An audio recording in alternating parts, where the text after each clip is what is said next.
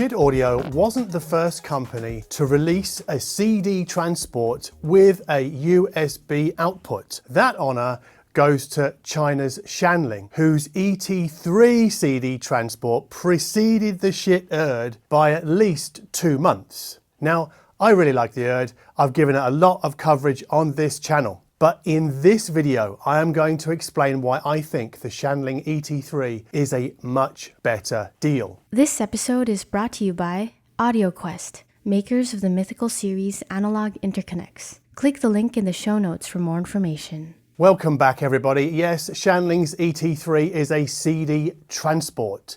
There are no analog outputs on the back panel because there is no DAC inside the unit. We have to connect our own external DAC to the ET3. Now for that, on the back panel of the Shanling, we get coaxial, AES EBU, and USB outputs. That's the same as the Schiit, right? But we also get Toslink, which doesn't feature on the Schiit Urd. Furthermore, the Shanling's USB output isn't restricted to USB audio class 2 DACs as the Schiit's is. And that means we can use an AudioQuest Dragonfly DAC with the ET3, which we can't do with the Schiit Urd. But note that the Dragonfly will operate at full output or full volume because there is no digital volume attenuation on the Shanling ET3. Now, if you're already eyeing Shanling's EC3 CD player, which obviously does contain a DAC, just be careful because Shanling tells me that the digital outputs on the ET3, that's the transport, are far more sophisticated than the simple Toslink output on the back of the EC3, the CD player. And the ET3 also has an I2S output, which many audiophiles, they prefer it over all other types of digital connections. And I would say that I2S, or I2S as it's written, is basically catnip for audiophiles. So for example, we could feed a Shanling EH3, that's their similarly sized DAC and headphone amplifier, we could feed that with the Shanling ET3. And here we should note that the Shanling's USB output is different to Schiit's. They're not the same. It's not a unison output because obviously that is designed by Schiit and at this stage is exclusive to Schiit. This Schiit is exclusive to Schiit. Instead, inside the Shanling, the USB output is controlled by something called an Ingenic X2000 chip, which sounds like it was beamed in from the future that was probably predicted in about 1978. But that Ingenic chip also gives the ET3 a Bluetooth input, which supports LDAC and AAC. Now, I don't use Bluetooth at home. I only ever use it out in the street or on a train or a plane. But that doesn't mean that you might not, or some of you might not, find that Bluetooth input useful to have on a CD player, especially when mates come around and they go, oh, you've got to hear this song. And that same Ingenic X2000 chip also runs the ET3's menu system and its display. There's a little sort of porthole display on the front panel. And that menu gives us access to Shanling's internal upsampling engine. So many audiophiles like to upsample a CD's 44.1 kilohertz to something higher because their DAC, according to them, sounds better when fed at a higher sample rate. Now, we have to be clear about this. That better has nothing to do with a high-res stream giving us audible content above 20 kilohertz, which humans can't hear. And it has nothing to do with creating something extra from nothing. It's all about the filter. The audible benefits of high-res audio, whether it's native high-res or upsampled high-res, those have everything to do with the digital filter sitting further away from the limit of the audible band, and also that filter being gentler of slope. I'm not going to go into any more detail about this here, but you can listen to my podcast interview with Peter Comeau. I'll put a link in the description box below because he explains this beautifully.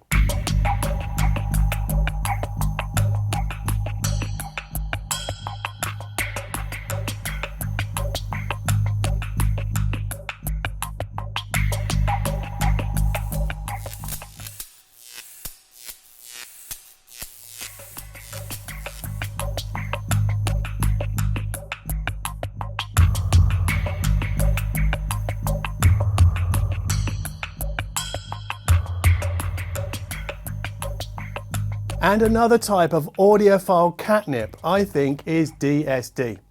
Now the ET3 can upsample a CD's 44.1 kilohertz all the way up to DSD 512 if we want to.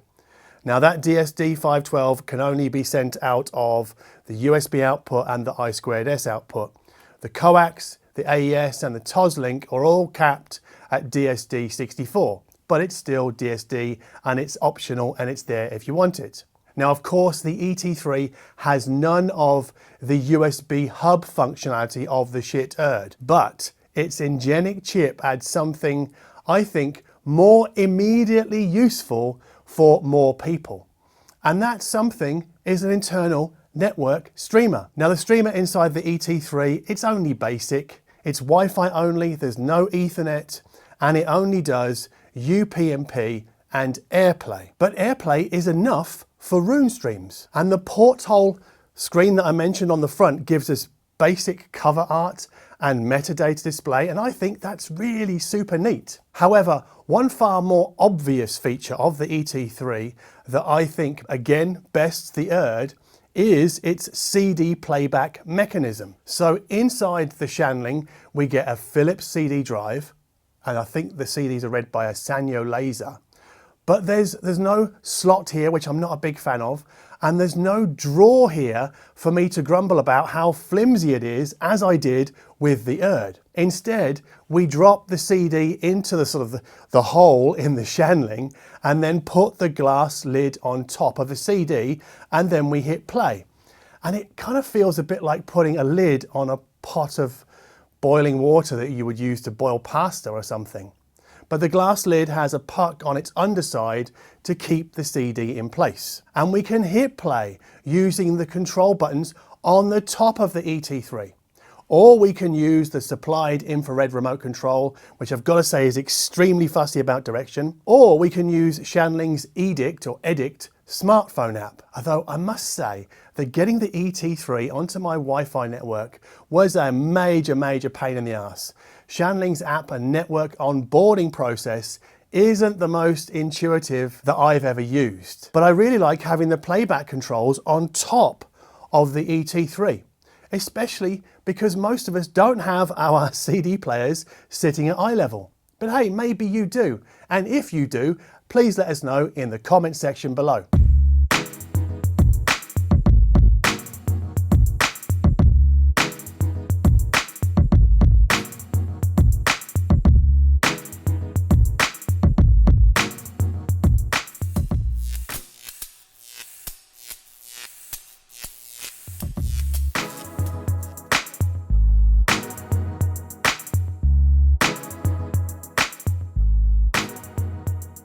So I really like that the ET3 comes in a half-width chassis, which makes it ideal for people working with tighter spaces, or for people who don't want a honking great CD player on their sideboard, because I'd rather not if I don't have to. And for the 7 of you out there in possession of MQA CDs, yes, the Shanling will play them. But perhaps best of all, the ET3 sells for €699. That's significantly less than the Schiit Urd's $1,299. And the upshot of all that is that the Shanling ET3 leaves more room both physically and financially to add the EH3 next to it, the DAC and the headphone amplifier.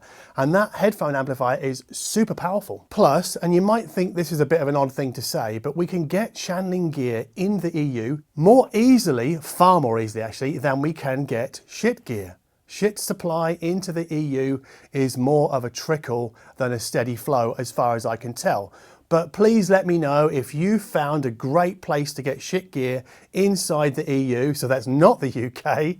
Yeah, let us know in the comment section below. So the ET3's glass lid, its half-width chassis, the network streaming functionality, the internal upsampler, and its price, I think all matter more to me than any slight differences in digital audio sound quality between it and, say, another similarly priced CD transport. And I must emphasize the word slight here, because the audible differences between the Schiit Urd and the Shanling ET3 are small, they're tiny, minuscule even. At least it is when we put those differences in proper context and compare them to the differences between, say, amplifiers or especially loudspeakers and headphones. So with the Schiit Jotunheim and its USB DAC module in play, the Urd's USB output into that Jotunheim, I think, sounds a smidge softer and squidgier than the Shanling's own USB output. But I think preference there will fall to taste rather than being one bettering the other. Nothing's getting destroyed here, so cool your jets. And if we move our connection over to the Shanling EH3 DAC/headphone amplifier, I think the Shanling CD Transport sounds ever so slightly better than the Schiit over USB. It just sounds a little bit more alive, a bit more avid. And that delta widens just slightly when we move the ET3's connection over to I2S. So that's, I guess, more fuel for the audiophile catnip lovers. But in this situation, so with the EH3 in play, I prefer the sound of the Shanling CD Transport, which I think comes on as more tonally colourful than the Urd. So yeah, that's how I hear it. It's not a major difference. Again, I've got to stress that these differences are super, super small. They're very, very narrow. But, you know, if you're one of those people who thinks that all digital audio streams sound the same, then lucky you, because then you get to choose your CD transport based purely on aesthetics, haptics, functionality, and overall value. And in every one of those respects, I think the Shanling ET3 bests the Schiit Urd. Anyway, if you liked this video, if you thought it was entertaining or informative, or a bit of both, then please consider hitting the like button down below. Also consider please subscribing to this channel. And if you like my attitude towards high-end audio, although is this really high-end audio? I don't think it is. I think this is pretty affordable audio, right? If you like my attitude to kind of more affordable hi-fi components, then please consider following or subscribing to me on Patreon, because there you'll find playlists for the music heard in this video and seen in the B-roll in this video, and also pretty much for every other video that we've made in the last 2 or 3 years. So if you'll consider subscribing to my Patreon, even if it's just for a month or something, just to buy me a cup of coffee, that would be absolutely wonderful. Thank you very much for watching. Did we nail that?